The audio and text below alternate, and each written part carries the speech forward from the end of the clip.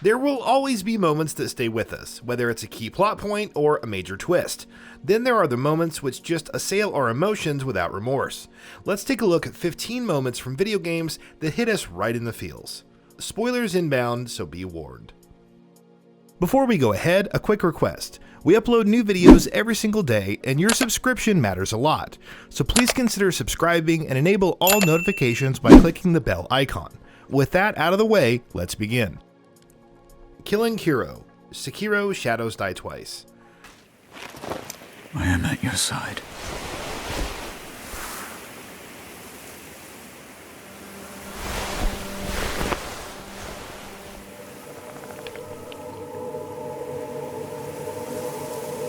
Take the dragon tears.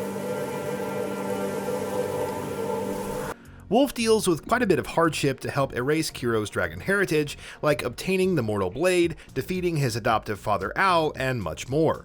Once you finally take down Genichiro, and then a revived Isshin, it's revealed that the immortal severance requires killing KURO. Though there are other things to help him survive in some way or another, it's kind of a punch in the gut to end KURO's life after all the struggle, conflicts, and death that he's had to witness. Millium's Sacrifice, The Legend of Heroes, Trails of Cold Steel 3. There's a lot going on in the closing moments of Trails of Cold Steel 3 as Class 7 tries to stop Gileath Osborne from releasing the curse onto Erebonia. Upon battling the corrupted beast and failing to subdue it, Reen and Valimar are at its mercy. Though Altina awakens to try to protect Reen, it's actually Millium who steps in as the big sister. Unfortunately, she's struck down, causing Reen to go berserk, corrupting Valimar and slaying the beast with the Originator Zero sword. The curse is subsequently unleashed, eventually leading to one of the most painful cliffhangers ever. Joel's Death, The Last of Us Part 2. You're done. You want what I want, right? End it. Now.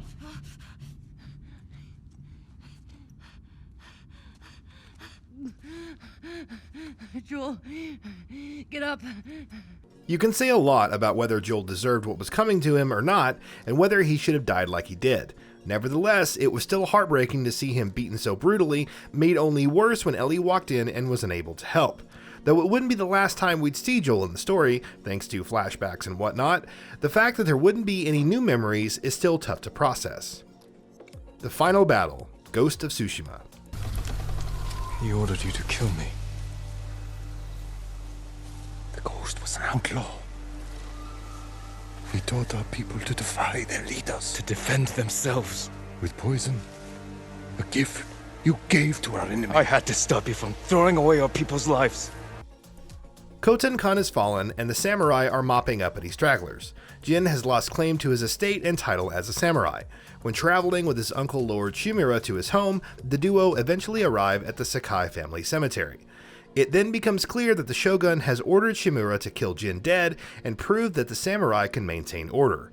This final battle was a look back at the relationship between Jin and his would-be father, a clashing of ideals, a pained emotional struggle, and finally, the desire to adhere to the samurai's code or defy it in the name of the ghost. MERYL is shot. Metal Gear Solid. Meryl! What is it? Meryl, get down! Meryl!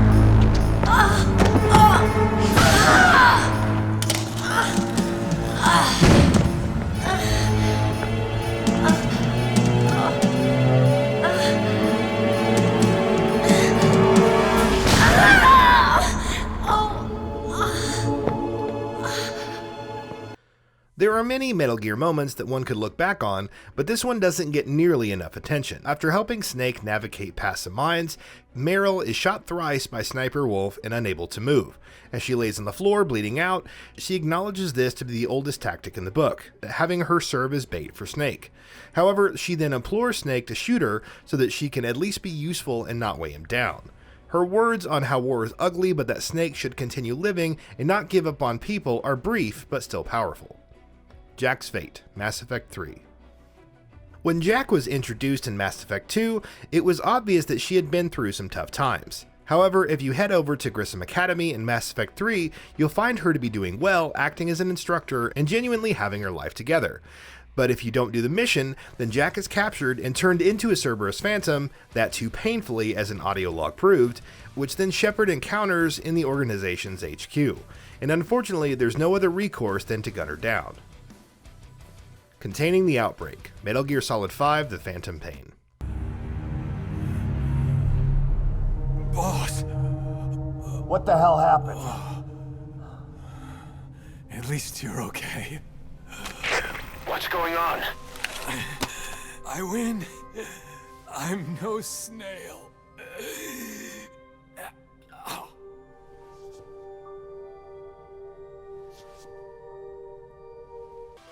When a parasite epidemic breaks out in Mother Base's quarantine platform, Snake is set in to investigate, attempting to locate the source of a transmission and find out why this new outbreak has occurred.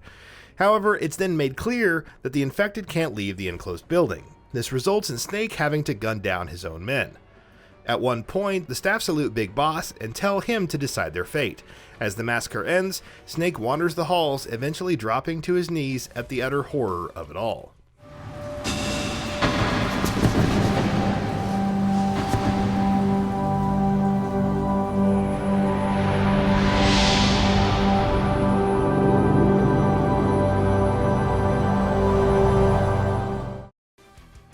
Sephiroth kills Aerith, Final Fantasy VII. From the very beginning of Final Fantasy VII, Aerith was special. As a simple flower girl trying to survive in Midgar, Cloud and company treat her as a friend and close ally. So when she is subsequently killed by Sephiroth, time feels like it stopped. Eventually, Cloud places her body in the nearby lake and she drifts to the bottom, returning to where she truly belongs.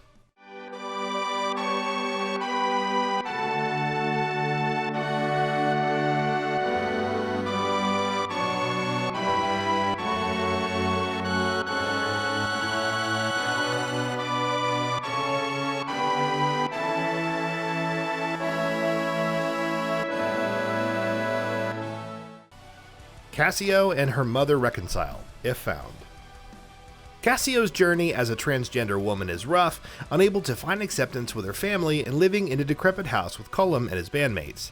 Her attempts to reconcile with her mother go badly, and eventually she escapes back to the decrepit house, which has since been abandoned, and stays there despite the cold.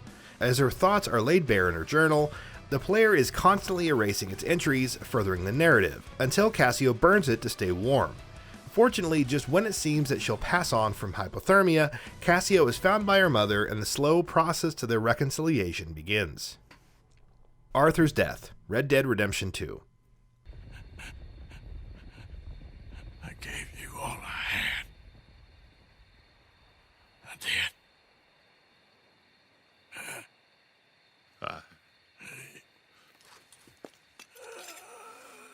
did.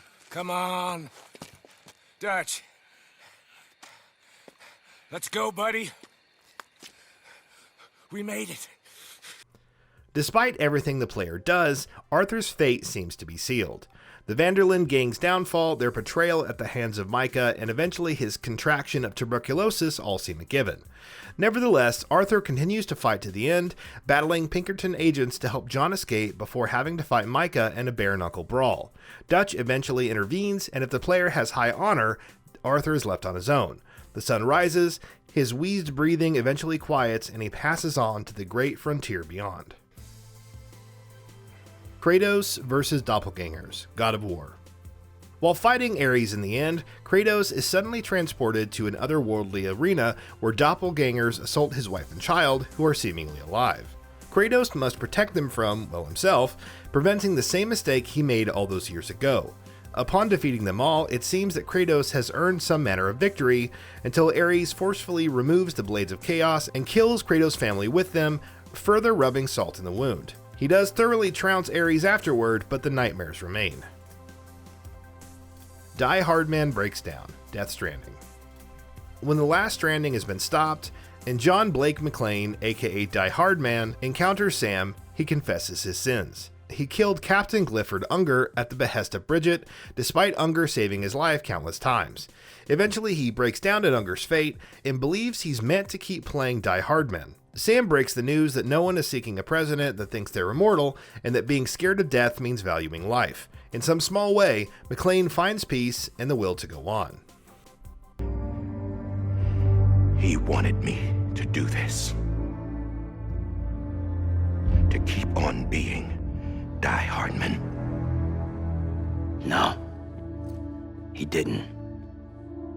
Nobody wants a president who acts like they're immortal. Nishiki Sacrifice, Yakuza Kiwami. Akira Nishikiyama is a thorn in Kiryu's side when the latter leaves prison, taking the fall for a murder that Nishiki has committed. However, it's his own inferiority, coupled with Shimano's manipulation, that makes him turn on his long-term friend and attempt to seize the 10 billion yen for himself. In the end, after failing to defeat Kiryu, Yumi is shot by Jingu, leading to Nishiki stabbing him and detonating a bomb that incinerates the cache. It doesn't completely undo all the terrible things he had done, but it was the moment where he finally stood up for himself, going out in a blaze of glory. Chara ends the world, Undertale.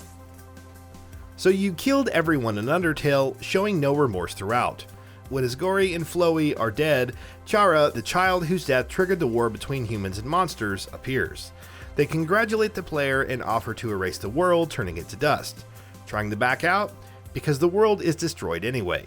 Restarting the game will result in nothingness until Chara offers a deal: the protagonist's soul for the world being restored, but any attempt at true pacifist runs will end in dark ways. Arthas turns evil, Warcraft 3. The most terrible things can often result from the best intentions, which Arthas learned the hard way. When he decides to purge Stratholme, which has been infected by a disease that turns humans into undead, there are already concerns about his sanity. Seeking the power of Frostmourne to protect his people, Arthas would become enthralled by the Lich King. He would use the Blade's power to defeat Mal'Ganis and return home only to slay his own father, King Tyrannus.